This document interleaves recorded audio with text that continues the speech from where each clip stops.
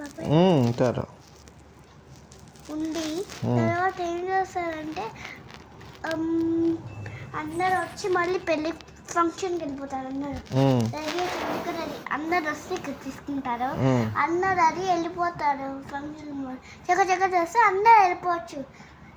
కానీ నేను పట్లంగా వేసుకుంటా. ఆ రోజు పట్లంగా మమ్మీ చెప్తున్నా ఆ డ్రెస్ వేసుకుని చక్కగా వెళ్ళిపోవచ్చు. తర్వాత ఫ్రాక్స్ వేసుకోవచ్చు. వెళ్ళిపోయిన తర్వాత అక్కడ కూడా డస్ట్ మార్చి ఇంటికి వచ్చి తిని మళ్ళీ వెళ్ళిపోతాము. మళ్ళీ అది అక్కడ మళ్ళీ ఏమైనా స్వీట్స్ ఇస్తారు, మళ్ళీ రిటర్న్ గిఫ్ట్ ఇస్తారు. అప్పుడు వెళ్ళిపోయి తర్వాత వాళ్ళకన్నా గిఫ్ట్ ఇవ్వాలి కదా. గిఫ్ట్ ఇస్తే ఒక్కొక్క గిఫ్ట్ ఉంటాయి. అందరికీ గిఫ్ట్ తీసేసుకుంటారు ఇలా గిఫ్ట్ తీసుకొని ఆ రోజు ఒక పాప వచ్చింది గుర్తుంది. ఆ పాప వస్తుంది నేనుంటా. ఏ పాప వచ్చింది నీకు గుర్తుంది కదా? ఎక్కడ? మన ఇంట్లో. మన ఇంట్లోనా? నువ్వు కింద ఉంది ఎల్కేజీ అని చెప్పింది కదా.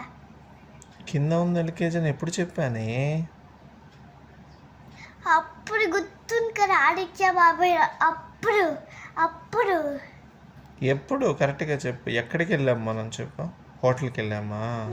ఇక్కడే ఉన్నామే. అప్పుడు వచ్చాం కదా ట్రైన్లో, గుర్తుంది? అవును. ఒక పాప వచ్చింది ట్రైన్లోనా? ఆ పాప కాదు, తాత వాళ్ళ మామ వచ్చారు కదా. ఎవరి మామ ఎవరు తాతయ్య? గుర్తుంది కదా. ఎక్కడికి వచ్చింది పాప? మన అనంతపూర్కి వచ్చిందా? ఎవరే అనంతపూర్కి వచ్చింది పాప? No idea. మనం వచ్చింది కదా, అందుకే ఆ పాప వస్తుంది నేను ఉంటా. ఆ తర్వాత పెళ్లి చేసుకుంటే వాళ్ళే క్లాస్ కొట్టారు ఇట్లా. అవునా? పెళ్లి చేసుకుంటే వైషు పెళ్లి చేసుకుంటారు. నువ్వు పెళ్లి చేసుకుంటావా? వైషు పెళ్లి చేసుకుంటావా? నువ్వెందుకు చేసుకుంటావు పెళ్ళి? చేసుకుంటా మంచిగా చేసుకుంటే కూర్చోబెడుతుంది. అప్పుడే శిల్ప కూర్చోబెడుతుంది అంతే. శిల్ప కూర్చోబెడుతుంది